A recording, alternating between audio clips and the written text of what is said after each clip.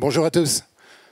Il y a exactement 20 ans, on m'a demandé d'intervenir en tant que manager de crise pour gérer une équipe qui s'occupait de développer le data warehouse marketing d'une banque importante en Belgique. Et ça a été ma première expérience avec la data. Alors ce qui s'est passé, c'est que cette équipe-là, le marketing en gros voulait plus payer. Donc j'étais voir le marketing, je leur ai demandé qu'est-ce qui se passe. Et la réponse a été, écoutez, on n'a pas du tout confiance aux données qui sont fournies par l'équipe Data Warehouse, par les ingénieurs. Les données sont mauvaises, on ne peut pas les utiliser, donc on continue à utiliser nos Excel et nos flux de données manuels qu'on utilisait dans le temps. Donc je me suis revenu vers l'équipe et j'ai dit, bon les gars, pourquoi? Qu'est-ce qui se passe? La réponse a été simplement garbage in, garbage out. C'est quelque chose qui m'a marqué et à partir de là, j'ai démarré mon trajet data et j'ai toujours eu cette obsession de mettre l'amélioration de la qualité de données au centre des préoccupations. Alors j'ai fait comme consultant, je l'ai fait comme responsable data governance dans une entreprise qui gérait le réseau d'électricité haute tension en Belgique pendant 3 ans. Je l'ai fait aussi en tant que Chief Data Officer dans une banque en Belgique.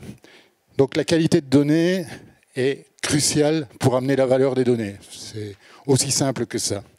Alors aujourd'hui, quelle est la situation?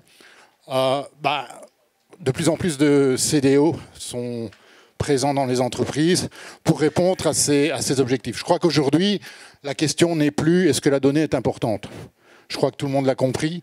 Stratégiquement dans les organisations, quand on parle d'ambition stratégique, quand on parle d'IA bien sûr, quand on parle de transformation digitale, on sait que la donnée va être clé pour atteindre ces ambitions. Maintenant, il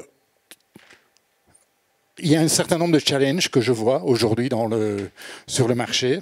L'un d'eux est de faire en sorte que le top management, qui est bien conscient de l'importance des données, soit conscient dans la durée que les données deviennent un asset à gérer continuellement et que finalement c'est vraiment une partie des objectifs stratégiques et qu'il faut mettre l'argent nécessaire pour faire en sorte qu'on y arrive.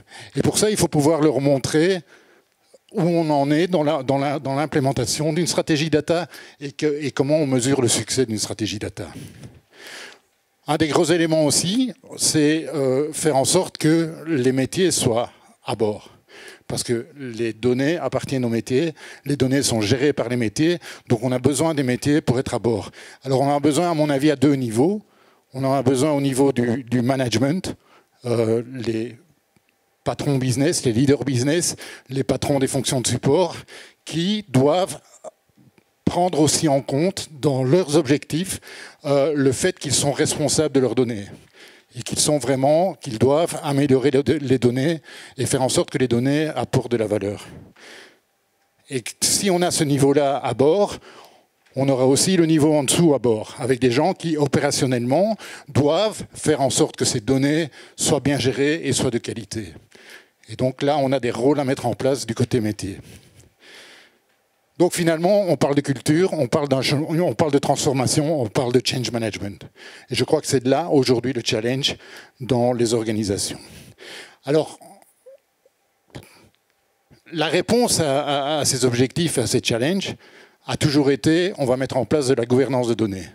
Et c'est vrai qu'il y a un certain nombre de bonnes pratiques de gouvernance de données qui vont nous permettre d'atteindre ces objectifs-là. Le problème, je crois, aujourd'hui, c'est que la gouvernance des données, elle est invendable dans les organisations.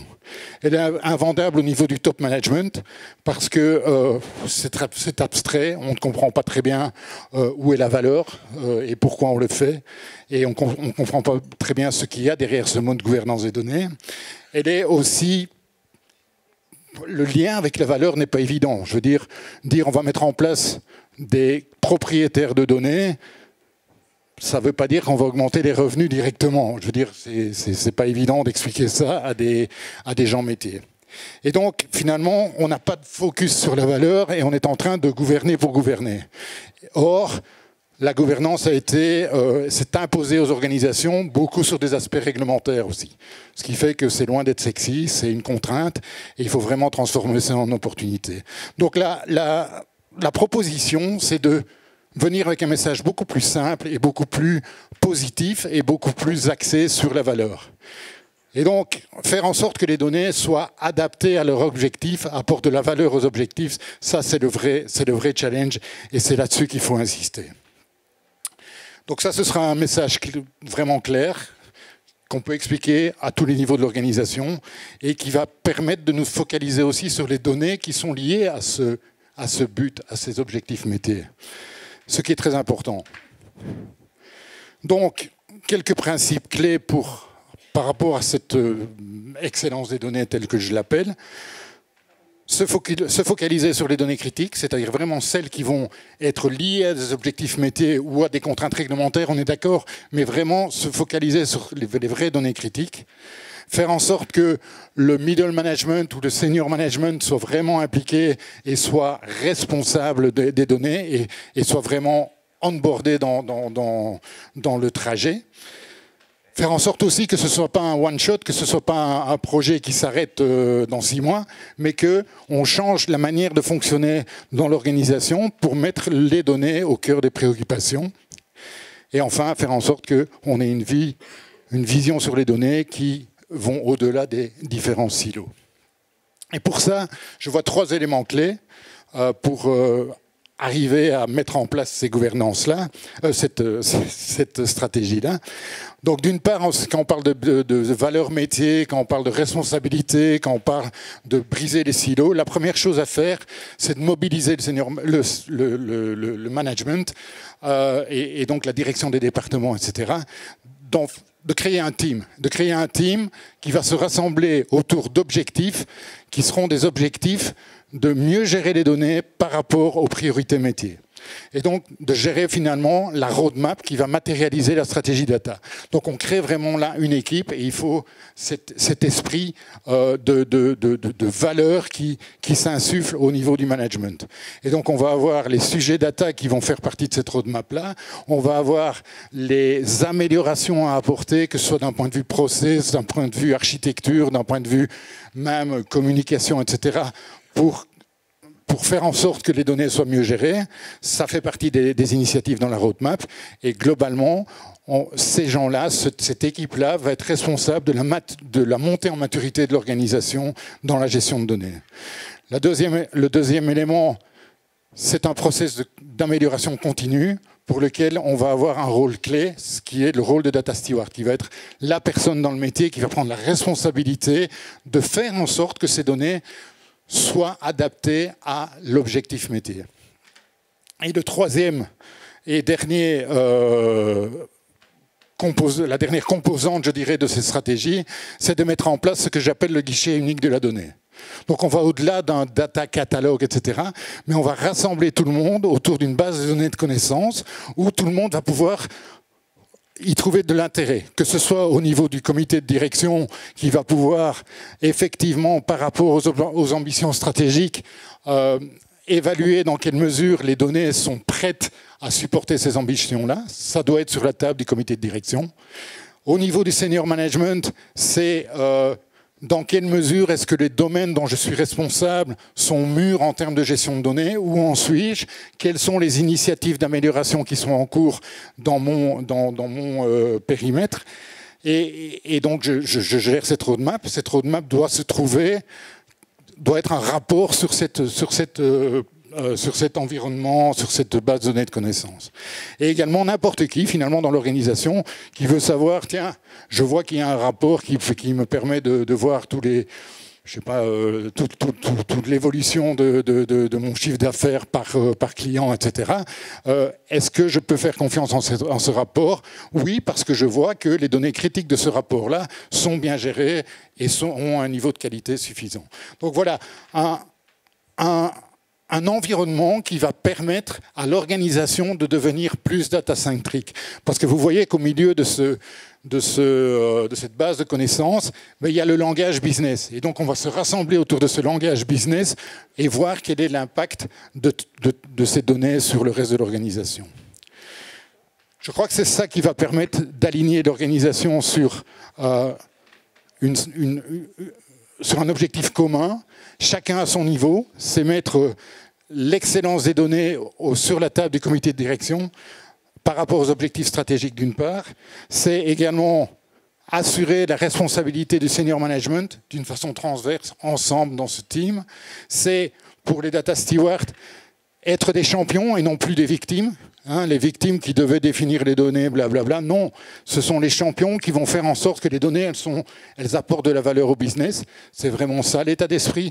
Et enfin, pour tout le monde, amener tout le monde dans ce guichet unique de la donnée qui va permettre d'avoir une connaissance meilleure de la donnée et d'y trouver de la valeur globalement.